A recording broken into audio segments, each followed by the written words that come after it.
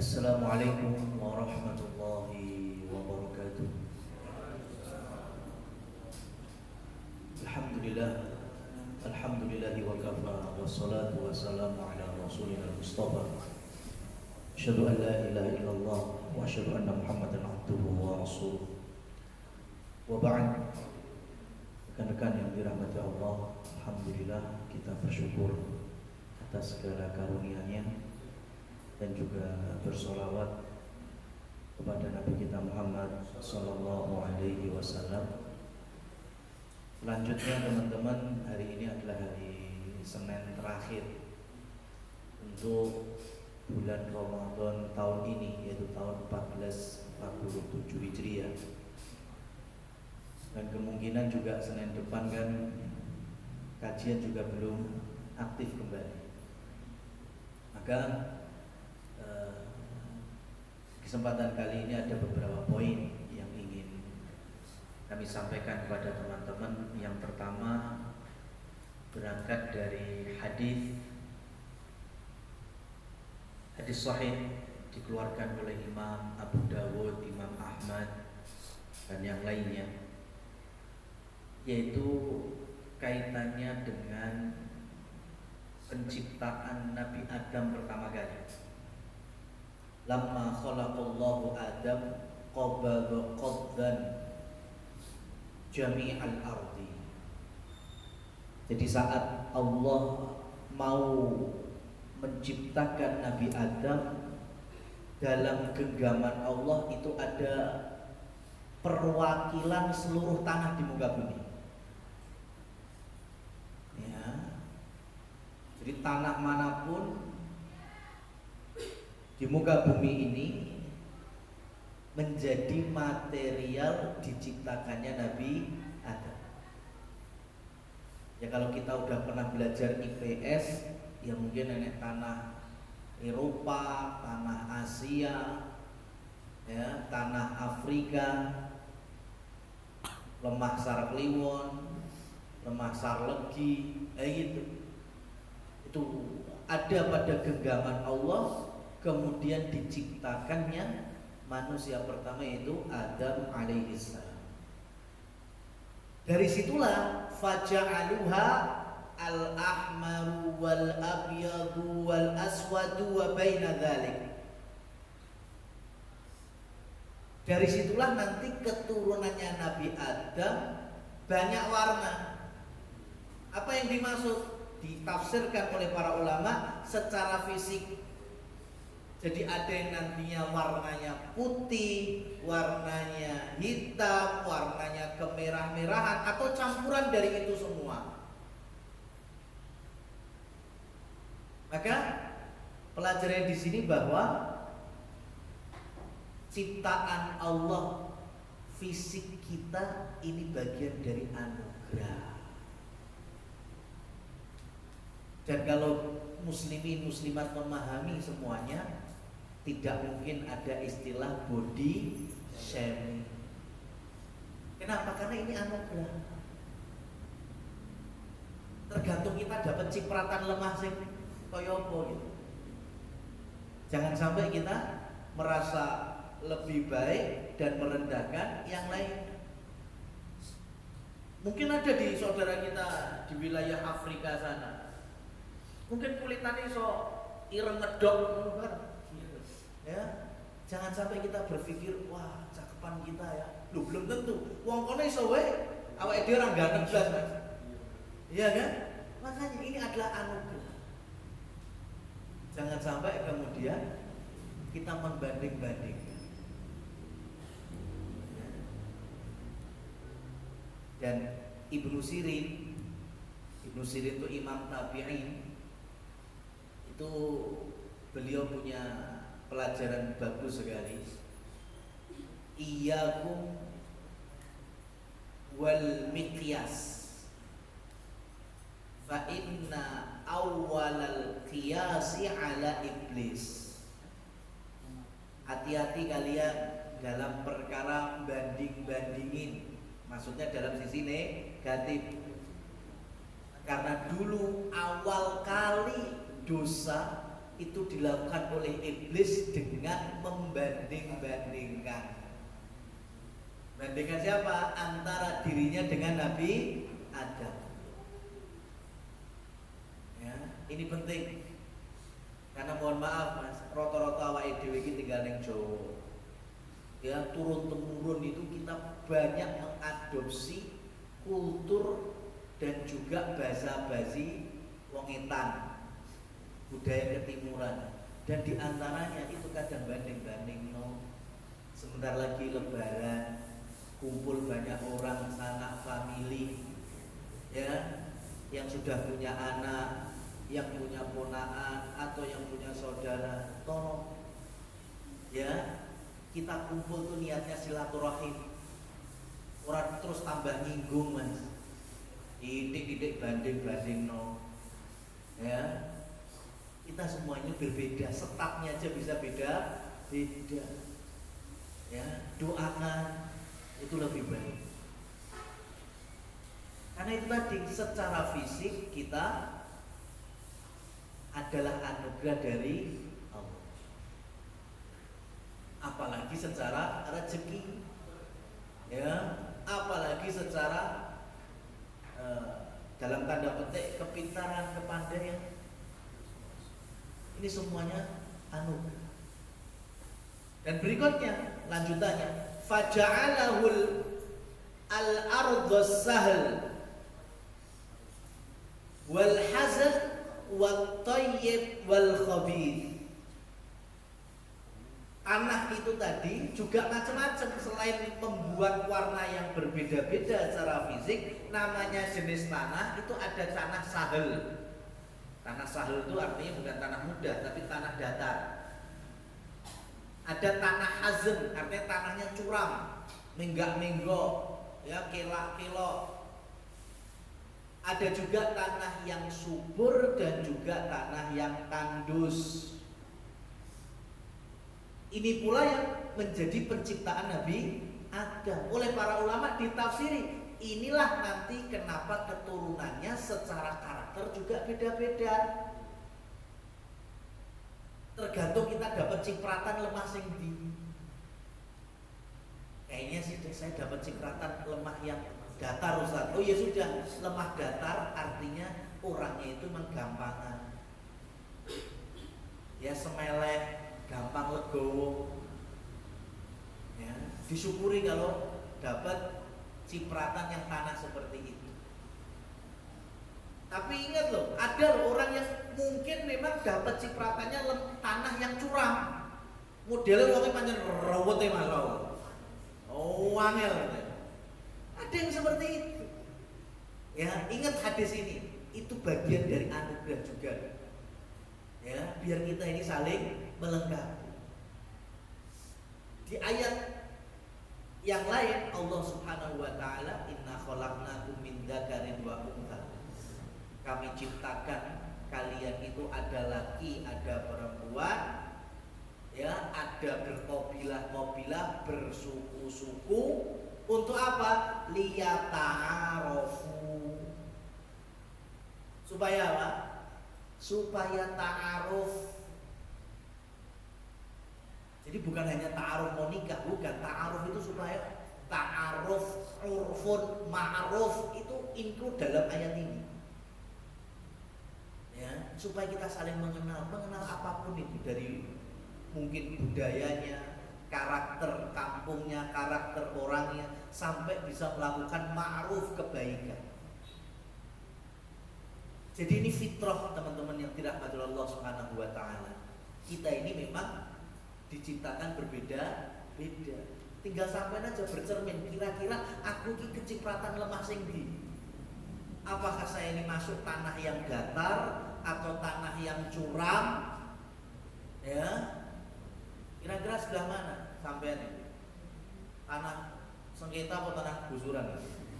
Ya, gitu aja. Jadi ini fitrah, berbeda-beda untuk saling melengkapi.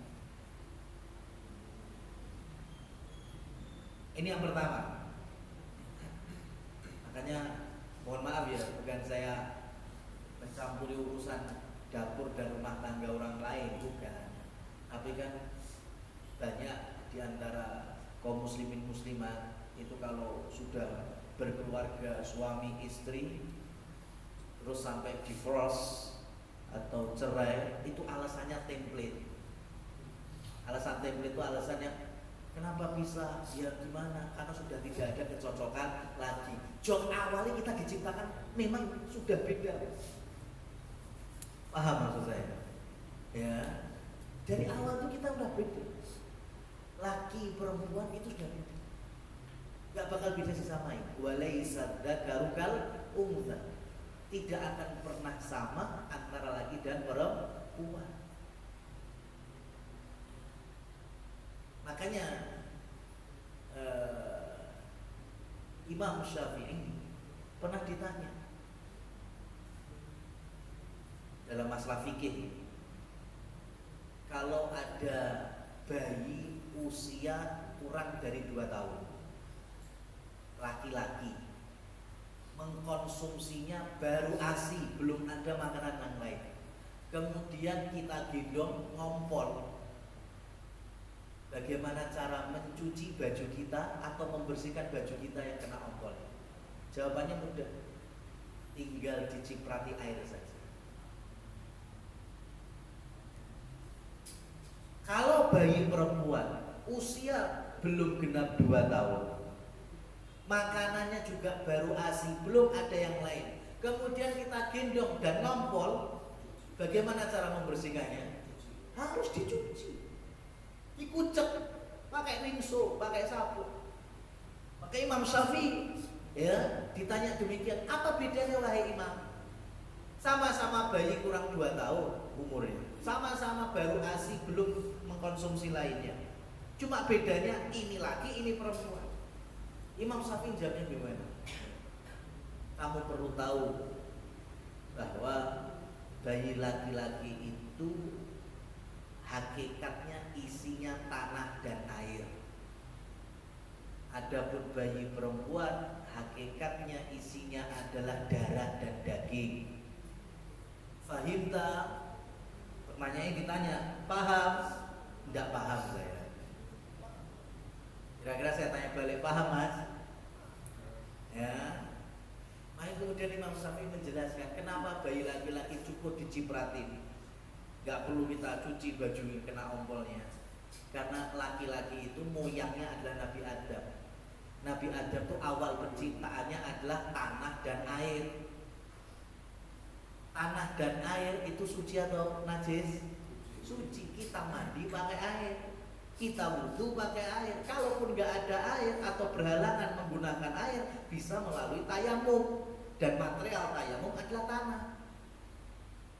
Makanya asalnya bayi laki-laki itu kan suci.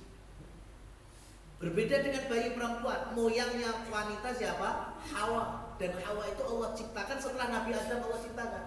Nabi Adam sudah hidup, punya roh, punya nyawa, sudah ada peredaran darah, sudah ada fisik, darah dan daging. Diambillah ad-dhila, tulang rusuk yang paling atas dari Nabi Adam. Kemudian terciptalah Hawa. Jadi hakikatnya Hawa itu sudah diciptakan dari sesuatu yang sudah hidup, sudah ada daging dan darah.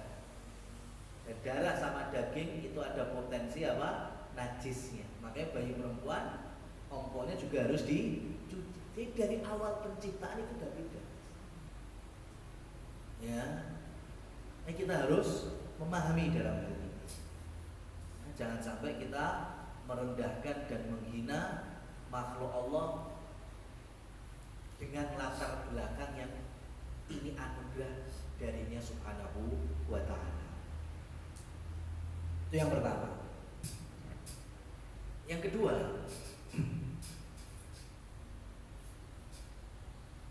ini untuk menyempurnakan teman-teman ya yang semangat mengisi Ramadan dengan ngaji Quran, tilawah ya.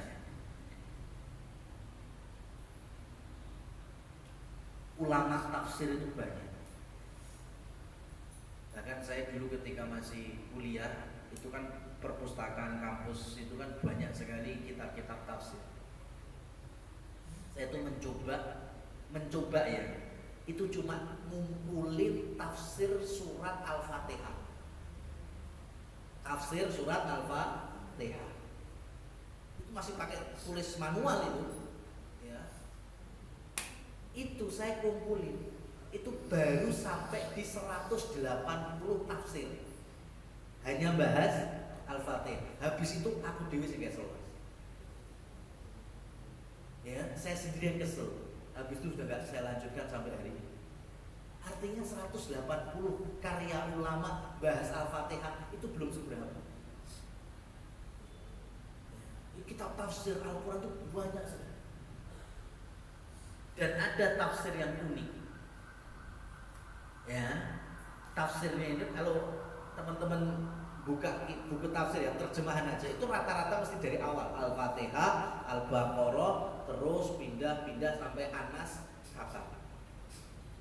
99% kitab tafsir kayak gitu.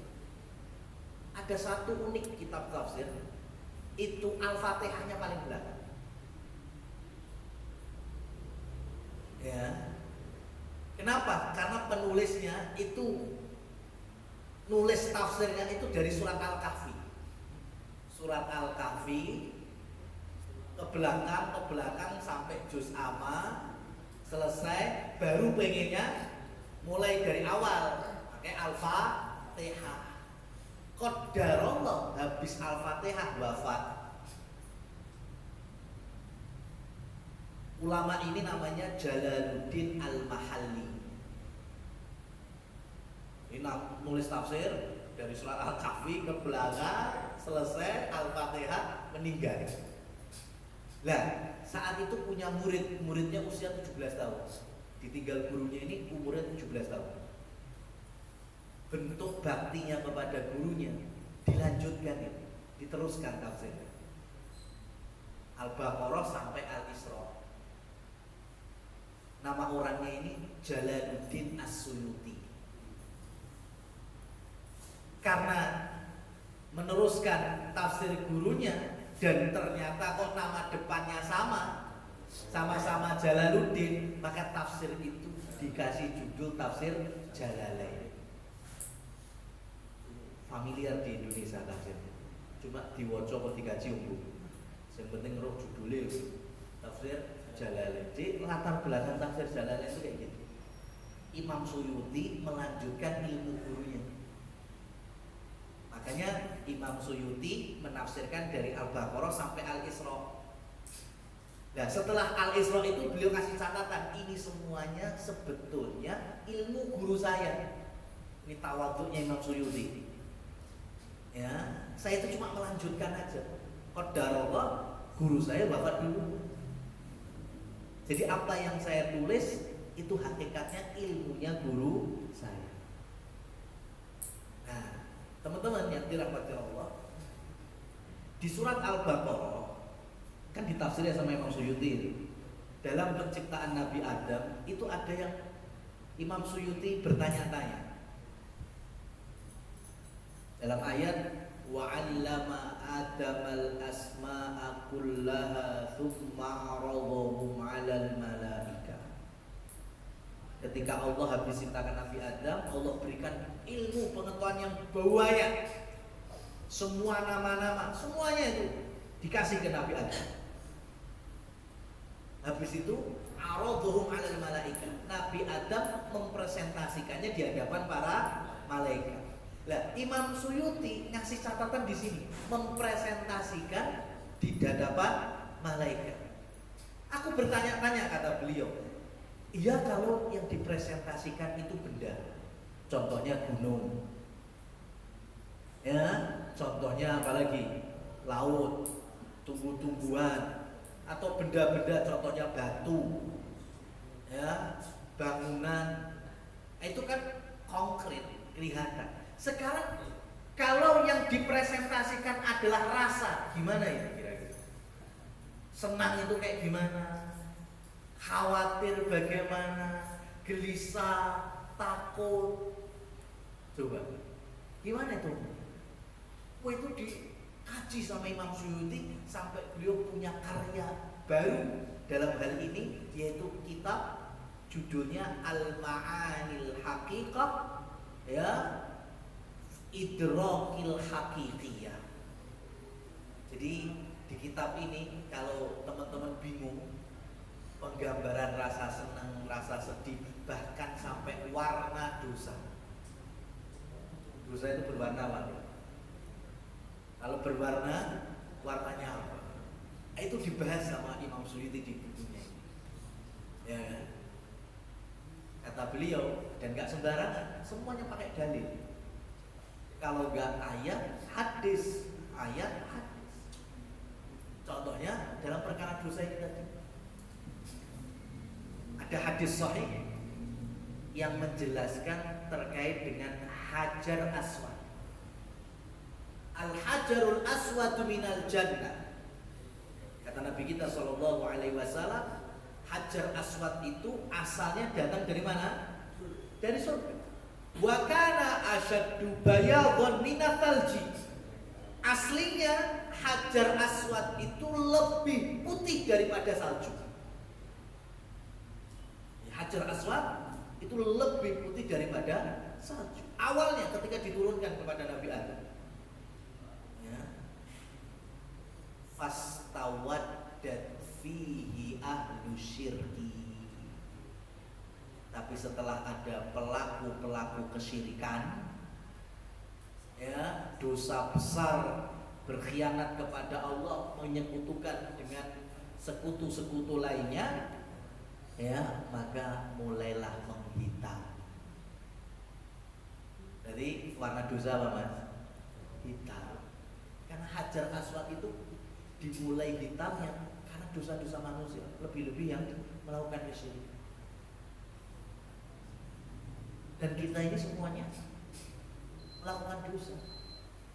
Gak mungkin terbebas dari dosa dan khilaf, termasuk di bulan Ramadan. Masih banyak kurangnya. Mungkin lisan yang khilaf, sikap yang khilaf, atau mungkin malah mendolimi yang lainnya, menyinggung yang lainnya. Gak mungkin kita bisa sempurna. Karena itu di penghujung Ramadan itu ada syariat yang tujuannya bisa menutupi kekurangan kita satu bulan ini. Apa itu? Syariat yang disebut dengan zakatul fitri. Jadi faedahnya zakat fitri menurut hadis Bukhari Muslim itu dua. Tuhrotan liso ini mensucikan yang berpuasa dari kekhilafan, kurang-kurangnya tadi, ya, itu fungsi zakat fitri. Yang kedua, wa it'amul masakin, dan memberikan makan bagi orang fakir miskin. Sudah, ini apa? Dalil terkuat dalam masalah zakat fitri secara manfaat dan fungsional. Jadi untuk apa? Membersihkan jiwa. Bukan membersihkan harta. Kalau membersihkan harta itu ada zakat malnya. Zakat fitrah itu untuk membersihkan jiwa kita yang dibersihkan dari kekurangan selama Ramadan. Yang kedua untuk apa? Untuk memberikan makan orang fakir miskin agar mereka tidak ngemis selama Lebaran. Uhluhum bizakatikum hatta yas'alu. Ya, cukupilah orang-orang fakir miskin hingga mereka tidak keleweran ngemis di jalan-jalan. Makanya adanya zakat fitrah diperuntukkan bagi mereka. Baik, teman-teman yang dirahmati Allah, puasa Ramadan sama zakat fitrah itu syariatnya berbarengan. Sama-sama diturunkan tahun 2 Hijriah. Dan hari ini tahun 1447 Hijriah. Berarti umur syariat zakat fitrah itu udah berapa tahun?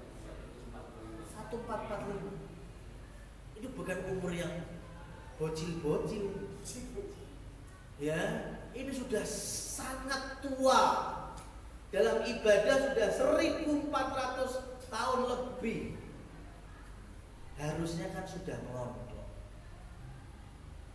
Tapi ya kalau bahasa kitanya sayangnya kalau beramal tanpa didasari ilmu sampai kapan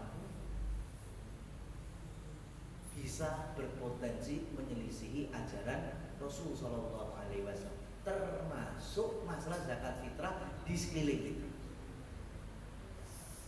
Ingat ya, sudah 1000 tahun lebih. Di zaman Rasul ada, di zaman para sahabat ada, di zaman tabiin, tabiut tabiin ada, dan itu masih persis pelaksanaannya. Lah kok sampai di kita bisa jauh berbeda? Apa? Dari fungsinya tadi. Zakat fitrah, fungsi yang kedua tadi untuk siapa? Fakir, miskin. Tapi hari ini nasihat saya lebih kenceng pada panitia zakat nih, kalau di musola masjidnya ya, hati-hati mas, tanggung jawabnya besar sampai akhirat. Kalau nggak bisa merubah, mending mundur. Nggak bener zakat fitrah itu kalau untuk 8 personil itu nggak bener. Itu zakat mal. Zakat fitrah itu cuma personilnya 2 ini, fakir, miskin. Ya, nggak ada zakat mal untuk fisabilillah. Ya, bahkan fisabilillah itu kalau Imam Syafi'i menerjemahkan apa? Fisabilillah itu orang jihad, perang di jalan Allah.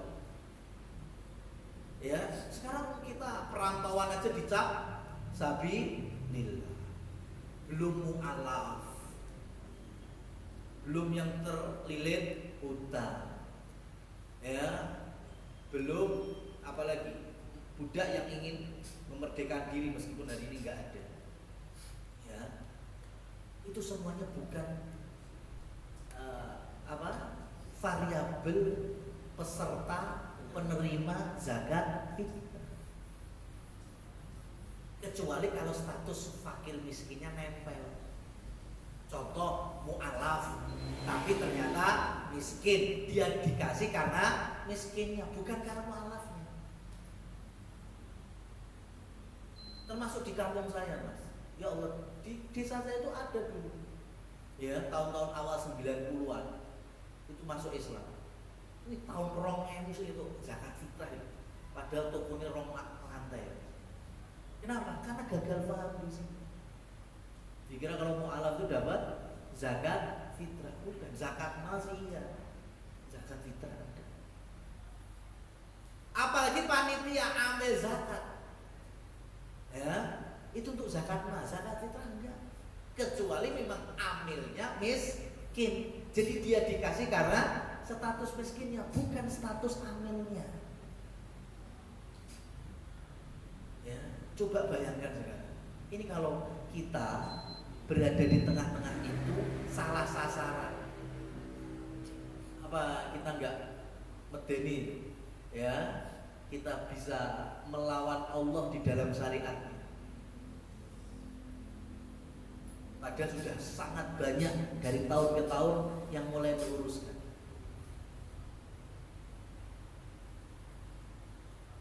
Tapi merubah itu susah. Bahkan saya di sini aja, di daerah saya sendiri tinggal, itu saya pernah didapuk untuk panitia zakat. Itu saya rubah. Dan ujung-ujungnya tahun depannya saya mundur. Kenapa? Karena merubah yang sudah bertahun-tahun bahkan puluh tahun itu susah. Bisa bayangin itu, zakat fitrah itu muter hanya di kampung itu aja, Pak. Ya, jadi koyo ater-ater berkatnya loh, Mas. Ya, sampai nggawa rantang isi segondok, ya, tonggo nggawa bakmi, terus sing bakmi kayak sampean, segondok kayak dhek tok. Ya, ini fikih zakat fitrah dari mana ini? Tapi itu terbukti fakta di lapangan. Ya, ada kasus seperti itu. Ini bahaya. Ya, sama mirip bahayanya beberapa hari lagi. Ya, yang berlebaran tapi golek penake dhewe. Bukan karena saya memang mungkin saya pokoknya dalilnya ikut ormas misalnya. Ya, atau saya dalilnya ikut pemerintah misalnya, sudah berarti kan dia sesuai dengan keyakinannya itu. Kan barangkali lebarannya bisa berbeda. Mungkin ada yang dari Jumat atau mungkin di luar Jumat. Nah, yang perlu menjadi kekhawatiran yang hanya ikut lebaran Jumat sebatas melok-melok gitu. Itu bahaya kalau tanpa dasar ilmu. Kenapa? Karena gini, Mas, saya bukan nyeten-nyeteni. Sing bakdoni golek penake lagi ya, hanya golek penake. Umpamanya bakdo sok Jumat, karena golek cepet lah. Ya. Otomatis kan dia sudah nggak puasa hari itu. Ya, bisa jadi dia selesai itu mungkin namanya suami istri kumpul berhubungan. Dia melakukan itu tanpa dasar ilmu, hanya melok, padahal ternyata asli masih masuk Ramadan. Bisa bayangin, di tengah siang hari Ramadan berhubungan suami istri, kafarohnya berapa? Puasa 2 bulan. Orang Medeni. Ya, itu. Ya. Belum dosa mokelnya tadi. Ya kan? Itu kalau hanya sebatas melok. Itu bahaya. Maka beramal tanpa ilmu itu konsekuensinya kayak gitu. Wis kesel, orang untuk ganja malah bisa dapat dosa. Alhamdulillah. Maka sekali lagi zakat fitrah itu diperuntukkan hanya 2 golongan tadi, fakir sama miskin. Kalau sampai bisa legowo dan sangat ideal dan ini yang dianjurkan, itu malah door to door langsung, nggak perlu pakai panitia. Kadang panitia sih gaya ruwet, lemahnya mas saya lemah curam mau, si perasaannya lemah. Kadang bulan, masya Allah, ya. Mau serius enek kayak panitia zakat fitrah wis ngopeni proposal daerah namanya Solo ya, daerah Yundi Pacitan ya kan, daerah koyo-koyo lingkungannya gak ada sing miskin lho Mas. Ini gimana ya, ini kapan ya bisa, ya Allah Pak ya kan, daerah muter ya saya sing miskin ya, nyapa udah Pacitan barang belum diurusi panitia Pacitan ya. Kita ini berlebihan ya, taklif, memberatkan diri sendiri. Sudah cari yang terdekat miskinnya. Kalau kesusahan RT sampean yo duwe, datanya Pak RT. Itu miskin sudah. Zakat fitrah masjid kita dapat berapa? Oh, alhamdulillah 2 kintal sudah. Bro nih yang miskin.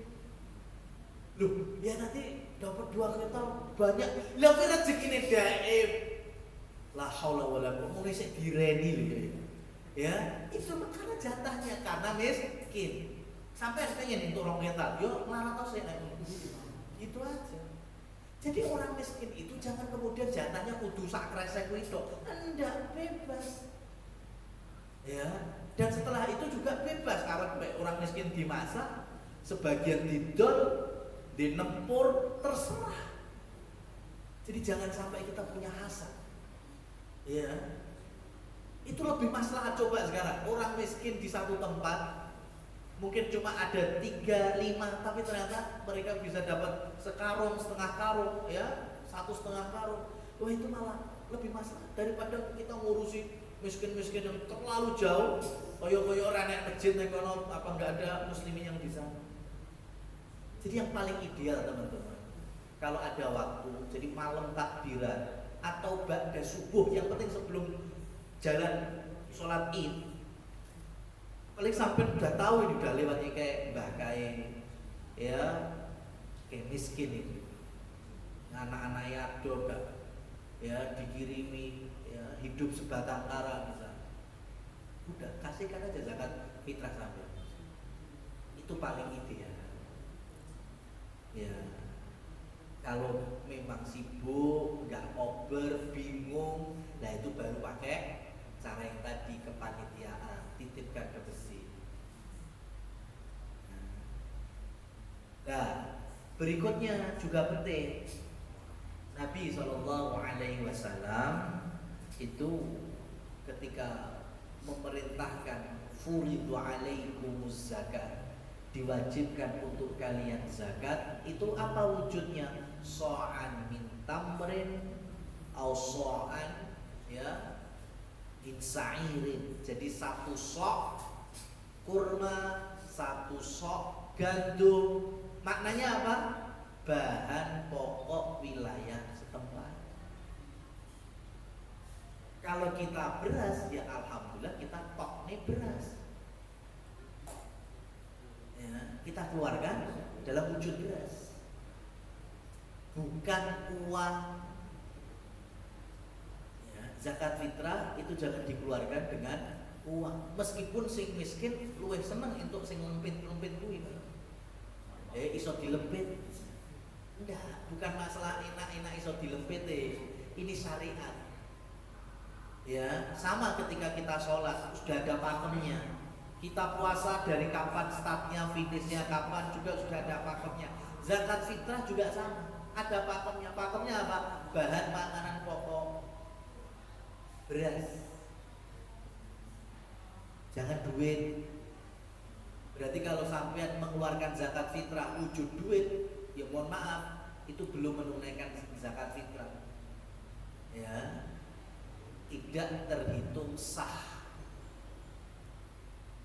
Yang mensahkan zakat fitrah pakai duit itu cuma satu mazhab. Itu pun sama orang Indonesia disalahpahami. Mazhab Hanafi, Imam Abu Hanifah itu membolehkan zakat fitrah pakai duit, tapi Imam Abu Hanifah mengkhususkan yang nilainya gandum premium. Ya, jadi bur itu gandum premium. Bur itu sampai hari ini kalau di kita itu nilainya, mungkin teman-teman yang di bawah hafal itu. Kurma ajwa sekilonya berapa? 250, 300 ribu. Bur itu sama, senilai ajwa. Berarti kalau 3 kilo, berarti berapa? 3 kilo, kalau 300 ribu berapa? 900 ribu. Kan hitungan zakat fitrah pemain 3 kilo, berarti 1 kilo bur 300.000. Berarti nek ngetok nih 3 kilo 100.000. Lah Imam Abu Hanifah boleh itu, ini 100.000.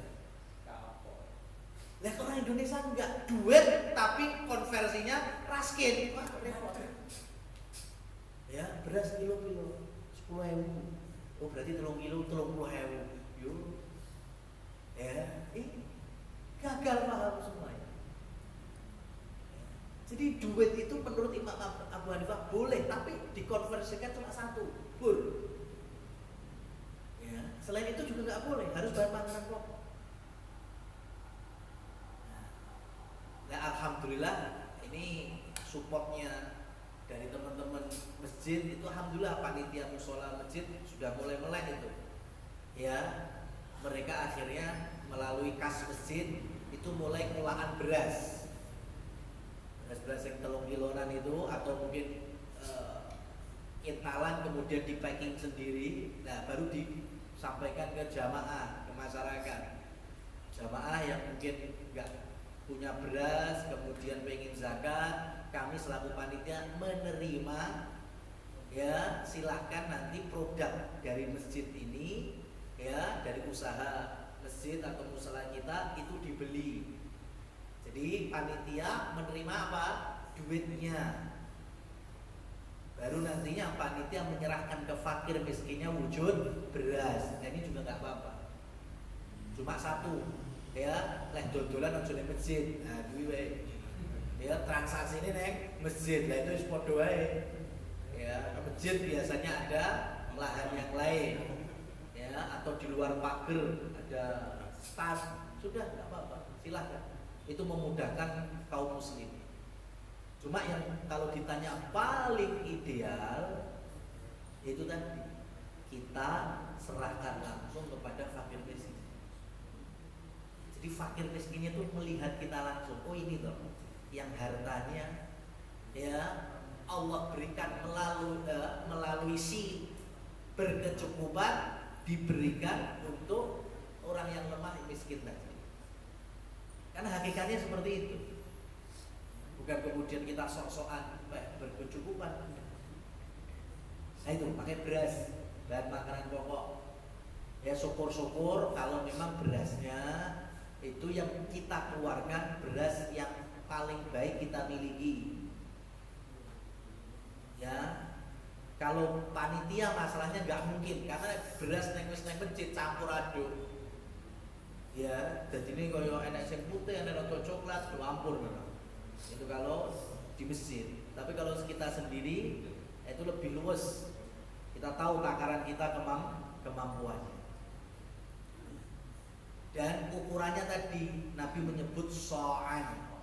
So' itu memang menjadi silang pendapat dari dulu. Ya, termasuk di Indonesia untuk beras itu mulai dari 2,5 kilo sampai lebihnya. Makanya dari dulu kita menganjurkan kepada teman-teman jangan ambil yang paling rendah, tapi yang paling amannya aja. Kalau sebatas 2,5 kilo ya karena dari Kementerian Agama dan Majelis Ulama Indonesia sepakati itu nggak apa-apa, ya udah terhitung sah. Cuma kan kita pengen amannya, ya maka tambahilah. Ada sebagian dari kita nambahin 2,7. Ya kalau kita genepin ke atas 3 kilo aja, ya sampai bayangin 2,7 ke 3 kilo paling rusak genggaman jimpitan nih loh. Tidak sampai saya naik jimpitan belas, ya paling segitu udah bedanya segitu. Sudah sampaikan kepada fakir miskin batas akhirnya sebelum kita sholat id. Ini juga ada yang bermudah-mudahan. Begini telepon, orang miskin saya ini di WA masalahnya. So video call barang. Dek, aku main ngerkene zakat fitrah di awakku. Nah, tapi ini piye iki? Suruh ana waktu. Sepenting transaksi saya, Pak. Sesuk jupuan. Itu terjadi, Mas. Ya, berarti kan akadnya zakat sudah via telepon, via WA, video call. Tapi berhasil yang jumbo sesuk pas badan sisan itu, salam-salaman, sisan jumbo beras zakat. Nah, ini juga jangan dibuat mudah seperti ini. Ini kalau kita lihat dari sahnya, sah karena secara akad sebelum sholat id. Tapi kesempurnaan pahala, ya nggak mungkin dapat sempurna.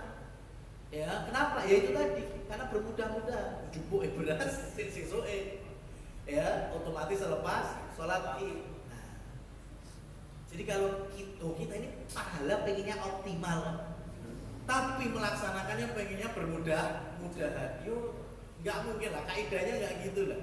Ya, kita optimal berusaha, ya insya Allah maksimal dalam pahala. Nah, jadi itu. Nah bagi siapa? Semuanya orang Islam. Semuanya orang Islam. Mohon maaf mungkin saya nggak poso ritek selagi dia dohirnya Islam wajib mengeluarkan zakat. Selagi dia punya kemampuan mengeluarkan 1 sok tadi atau 3 kilo beras tadi. Kapan? Selagi dia mendapati terbenamnya matahari hilal 1 Syawal. Umpamanya ya hari ini ternyata maghrib nanti sudah 1 Syawal. Kita punya orang tua, mohon maaf, ya, ada sebagian saudara kita punya orang tuanya meninggal berasar dino iki.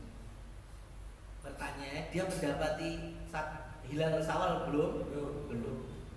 Berarti orang tua yang meninggal tadi tidak perlu dikeluarkan zakat. Kenapa? Karena belum wajib. Meskipun sepanjang Ramadan puasa, tapi penghujungnya dia nggak dapat itu. Dia udah meninggal duluan. Tapi yang namanya anak, wah, saya tetap pengennya mengeluarkan zakat untuk ayah saya yang almarhum.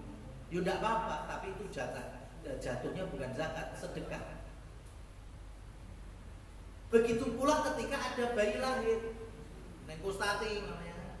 Ya, bayi lahir cenger pas ada maghrib nanti. Berarti setelah satu Syawal. Apalagi sore ya sudah mulai lahir, otomatis maghrib nemui hilal Syawal. Maka sang ayah wajib mengeluarkan zakat fitrah untuk bayinya. Meskipun dalam mazhab Syafi'i selagi dikandung ya dan sudah ditiupkan ruh usia 120 hari itu sudah dikeluarkan zakatnya karena hakikatnya sudah bernyawa. Tapi mayoritas ulama menghukumi ini hanya sunnah saja. Tapi kalau lahirnya menyaksikan mendapati hilal 1 Syawal, maka sudah wajib dan fardhu ain untuk dikeluarkan zakat. Itulah kurang lebih pesan kami kepada teman-teman ya terkait dengan penutupan Ramadan kita dengan zakat fitrah. Dan saat Lebaran kita akui kita banyak salahnya ya, kita bisa mengambil ridho saudara yang lain untuk minta maaf, cuma jangan diikuti dengan apa? Saling menghina atau saling merendahkan. Wallahu a'lam bishawab. Kami kembalikan waktu dan tempat kepada pembawa acara.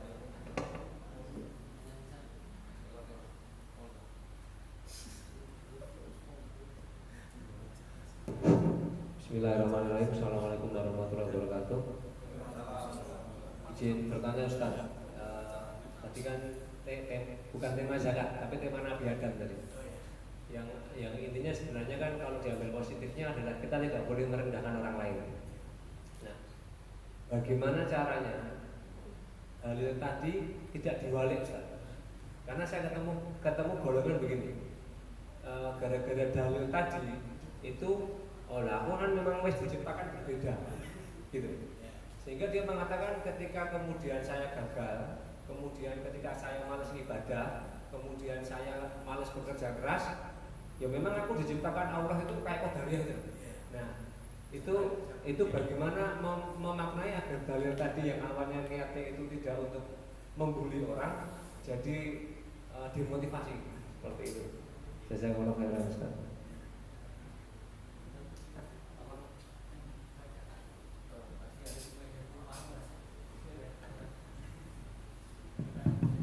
Assalamualaikum Ustaz. Yang saya tanyakan ini berkaitan tentang perbedaan pertanyaan Ustaz. Ya, untuk mengkaji kebenarannya ini kita masih tidak punya ilmu. Contoh perhitungannya seperti apa? Apakah harus hilal bagaimana atau bagaimana itu? Sebisa mungkin kalau kita punya perhitungan yang sesuai dengan kebenarannya yang dicontohkan oleh Rasul dan sahabat-sahabatnya akan lebih baik, sehingga kita tidak akan menjadikan perbedaan itu sebagai kekeliruan. Terus yang kedua itu tadi jumlah nominal zakat yang disarankan kalau melihat dari kajian di tempat lain yaitu satu sok kalau nggak salah 2 kilo lebih 2,060 kalau nggak salah ya. Itu apakah benar seperti itu atau kita lebihkan 2,5 atau bagaimana? Itu Ustaz.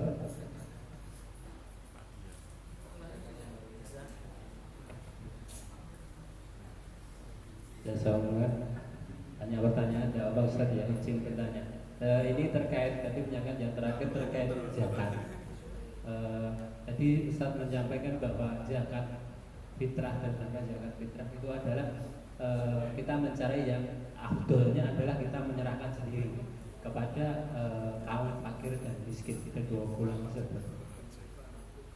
Kemudian pertanyaan saya begini Ustaz, golongan fakir dan miskin itu kita begini, jadi di kampung mungkin orang fakir dan miskin itu susah kita temui menurut standar kita.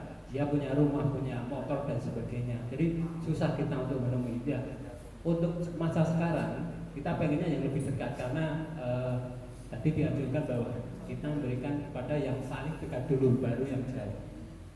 Sementara kita kalau menyerahkan kepada Nyun Sewu nih bagi pengurus zakat Nyun Sewu di tempat saya. Jadi pengurus zakat itu menyerahkan seperti yang beliau jenengan sampaikan, 8 golongan itu baru tahu seperti itu.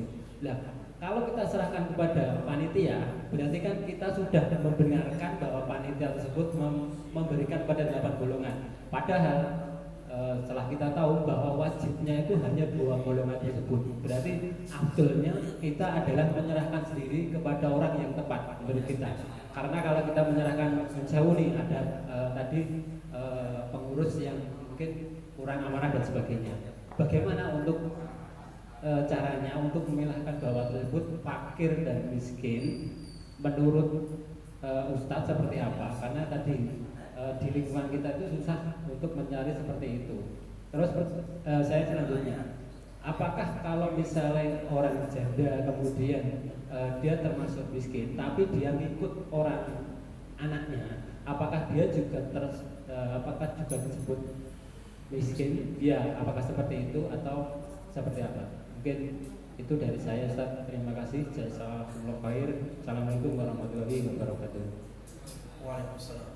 Jazakumullah khairan. Baik, yang pertama terkait dengan penyimpangan akidah. Ya, jadi kenapa kalau dalam pembahasan tauhid atau akidah, ulama itu paling banyak karyanya itu bukan dalam masalah tauhid rububiyah atau tauhid uluhiyah, tapi yang paling banyak itu tauhid asma dan sifat. Kenapa? Karena banyak orang terjatuh dalam hal pemahaman ini. Ya, Allah Maha Pengampun. Ini difahami akhirnya dosa wae, istighfar, ampuni. Waduh.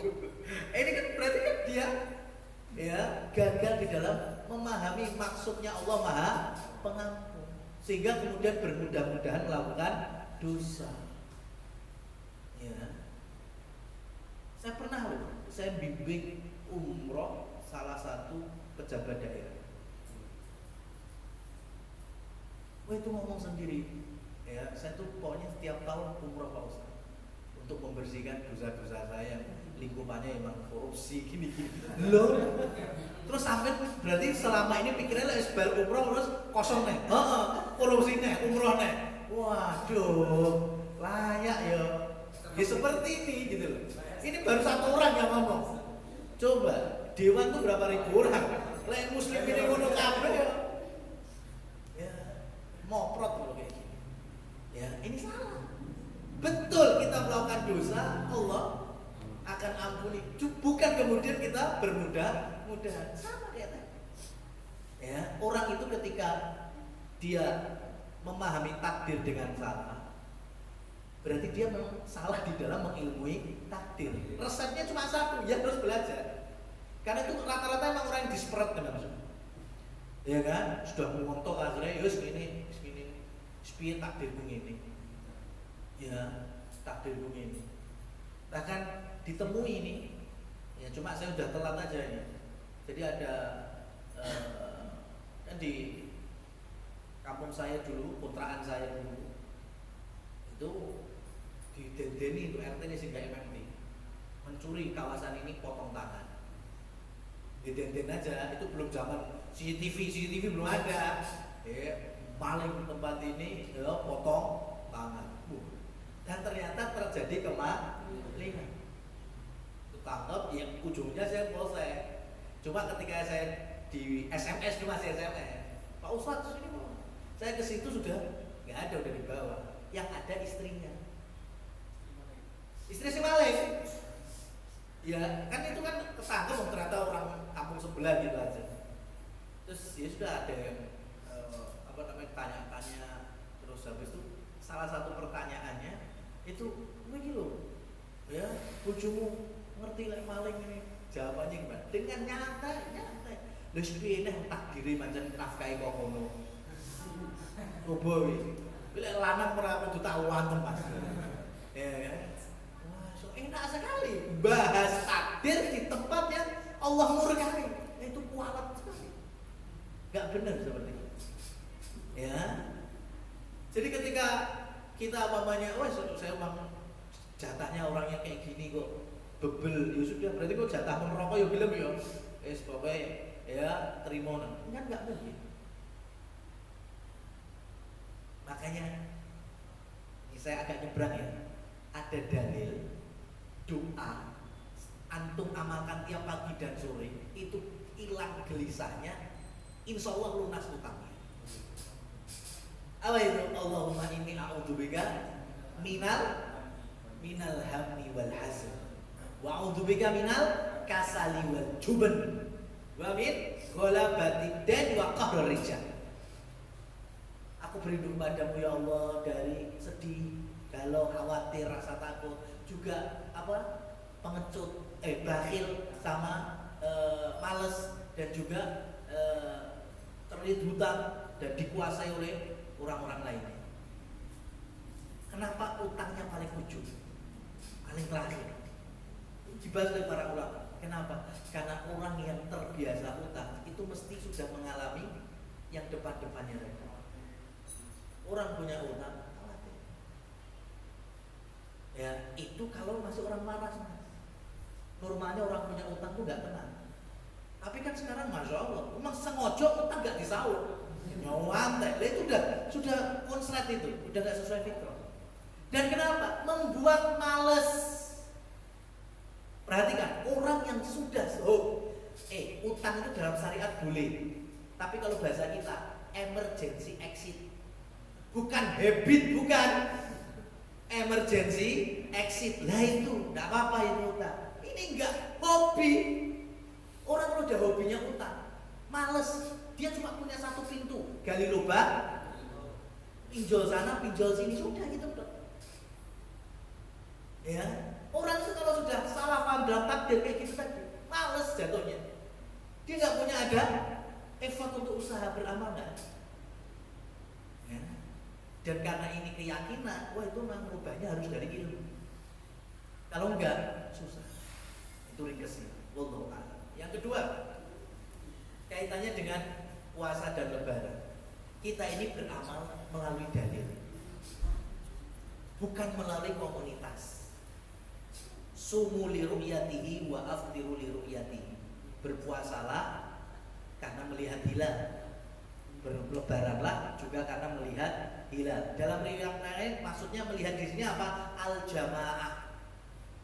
Jamaah itu artinya kaum muslimin beserta penguasa muslim. Bukan jamaah komunitas dewi.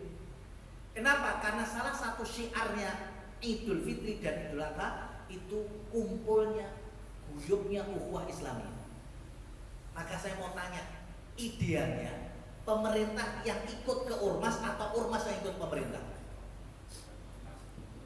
Saya mau tanya, idealnya kalau pengen seperti ini, pemerintah, penguasa muslim lah bahasanya, penguasa muslim ikut ke komunitas apa komunitas yang ikut penguasa muslim? Selesai. Cuma kalau bicara gengsi, bicara ini, ya sudah. Kalau masalah hitung-hitungan itu dikembalikan ke tadi. Hitung-hitungannya hilal. Mohon maaf ya, saya nggak ahli dalam astronomi, tapi dulu ketika belajar itu dasarnya saya dapat. Mohon maaf, lek jenenge sik 2 derajat itu mata telanjang, orang mungkin bisa nonton. Pada zaman Nabi itu ditonton mata telanjang. Berarti kalau mau pakai hari ini itu mesti di atas 4 derajat. Itu mata telanjang baru bisa melihat. Nah, salah satu ormas metode hisabnya jangankan 2 derajat, pokoknya wujud muncul itu sudah masuk bulan. Lebih susah, nggak mungkin mata kita melihat. Ya. Dan semua rukun Islam itu idealnya di belakang penguasa muslimin. Supaya apa? Membawa keamanan dan kenyamanan. Syahadat. Yang jelas kita lahir sudah orang tuanya muslim. Saya mau tanya, yang mungkin dari agama lain masuk Islam, syahadat, ada datanya apa enggak? Ada. Di mana? KUA. Mungkin pengadilan agama. Diterima. Kita terima semuanya. Satu negara menerima. Orang kalau mau alaf tercatat di pemerintahan. Sudah. kedua apa? Sholat. Kita terima nggak jadwal sholat dari Kemenak itu? Zuhur, asar, maghrib, isya, subuh. Kita terima, paling perubahan plus 5 menit, kurang 5 menit, apa gitu aja kan? Kita terima. Ya, kemudian apa lagi? Zakat. Terima nggak? Terima, ada basnas, ada lazis. Kayak tadi, masalah sok itu memang dari dulu Mas, itu memang perbedaan pendapat ulama. Bukan mesti 2,6, itu hanya satu pendapat. Ada yang 2,7 tadi, ada yang 2,82. Makanya ambil yang paling aman. Kalau 3 kilo itu udah jelas aman, sudah mesti kepunjulan gitu. Cuma punjulannya itu terhitung sedekah. Daripada kita kurangnya itu malah yang bahaya. Bisa nggak sah zakat kita. Makanya kalau perbedaan dari dulu itu, dari 2,5 kilo sampai 2,8 sekian tadi, makanya kita arahkan 3 kilo, itu udah paling aman. Ya, jadi bukan masalah pas-pasnya, karena kita nggak pakai sok, kita pakai liter atau kilo.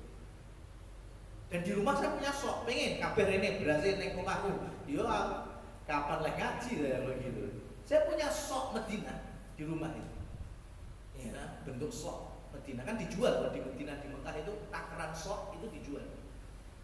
Ya, jadi kalau saya keluarkan beras saya memang dari situ, itu udah sok Medina, udah segitu. Dan ternyata itu tadi kalau kita kilokan itu mendekati di angka 2,8. Kalau timbangan saya sing biasanya dinaker tepung buat pempek itu 2, sekian.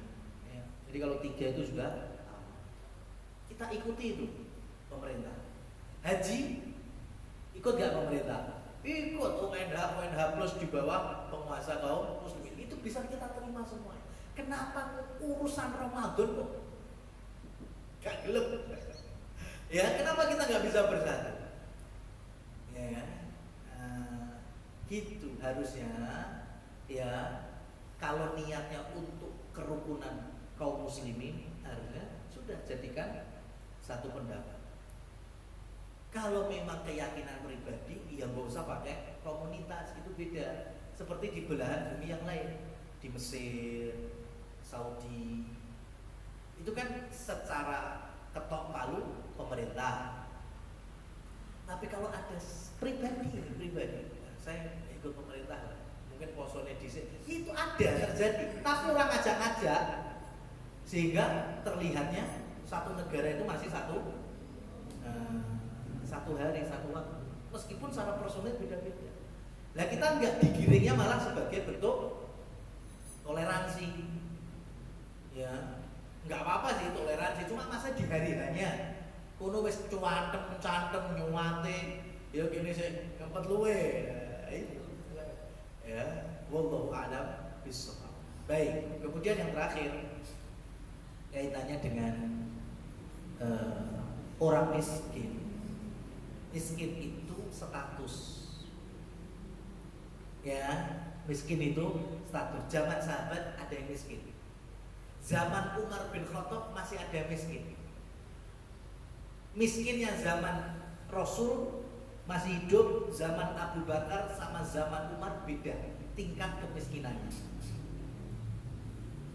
Bayangkan di zaman Umar yang menerima zakat, ya, itu punya rumah, punya kendaraan, punya budak, gitu.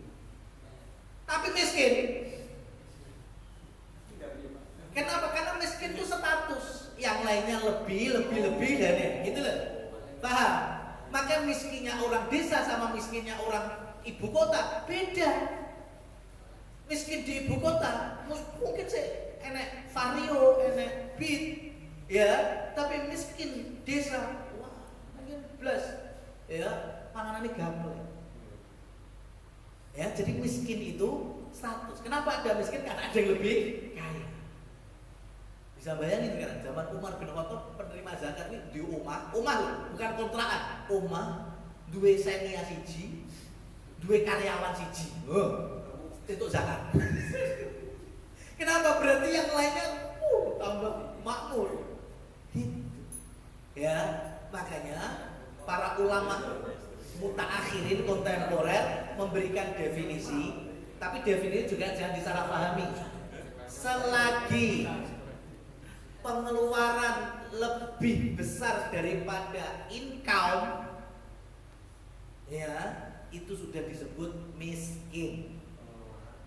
Pengeluaran, ya anaknya 5 misalnya, di rumah ada 7 anggota, yang kerja cuma suami saja, ya kan? Kemudian gaji 2 digit hilang. Ya kan? Ini kan otomatis secara rasional living cost pasti besar pasak daripada tiang. Orang ini berstatus miskin. Tapi jangan disalahpahami, aku ternyata pendapatan pengeluaran lebih banyak. Pengeluarannya jebule deh hedon, buat gaya hidup, buat itu beda. Jadi melihatnya seperti itu. Dia hidup memang standar primernya, tapi masih ada kekurangan, itu udah dicap miskin dan berhak menerima zakat. Kalau bahasa saya lebih mudahnya itu tadi, pengeluaran di bawah UMR itu sudah statusnya miskin dan berhak untuk menerima zakat. Nah, itu contoh gampangannya. Prakteknya tinggal minta datanya sama RT, itu sudah. Kalaupun salah pendataan bukan dosa kita. Persis ketika tadi nitip kepanitiaan. Karena kita sudah bingung, ruwet, wah saya nggak punya kenalan orang miskin, nggak punya link orang miskin, pokoknya saya brok nih neng masjid. Panitianya masih dengan keyakinan 8 golongan tadi, maka kita nggak salah, nggak ada dosa. Yang dosa yang salah panitia, ya karena kita sudah berusaha untuk cari orang miskin, nggak dapat, sudah mau lebaran kasihkan ke panitia, ya jadi itulah kurang lebihnya. Masih ada yang tersisa dari soal? Cukup ya? Baik, wallahu a'lam bishawab. Walhamdulillah, wassalamualaikum warahmatullahi wabarakatuh.